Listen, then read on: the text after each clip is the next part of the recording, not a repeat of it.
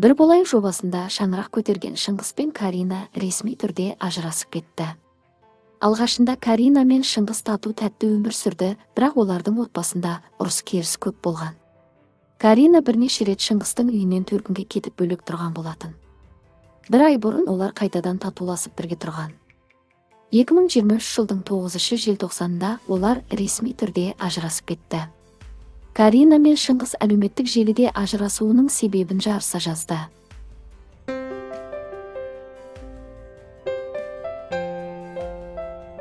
Карина, өздеріңіз білесіздер, біз 2 жыл бұрын бір бағдарламада танысқанбыз.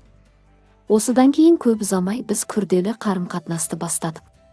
Үйлену тойы, қыздың туылуы, осылайша бір қарағанда әдемі махаббат хикаясы аяқталды.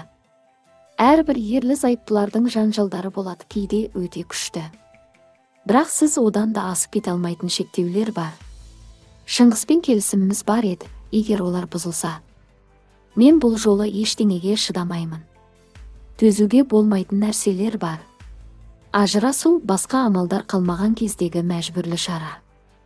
Мен егжей-тегжейлерді ашқым келмейді, бұл туралы ойлаудың өзі мені әлі де ауыртады. Каринаның осы мәлімдемесінен кейін желі қолданушылары Шыңғыс жайлы ауыр пікірлерді жазды.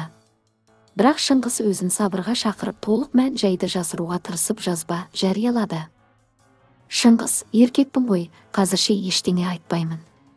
Өзімнен өзім келіп ешқашан тиіскен емеспін.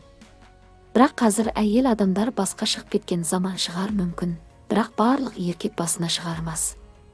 Ер адамды төргеде сүйрейтін әйел адам.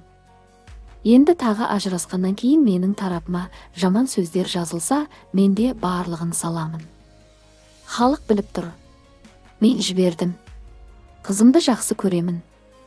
Естеріңізге сала кетейік, Шыңғыс бір болайық жобасының редакторы Алибектің інісі, ал Карина Камила ханымның абысыны болатын.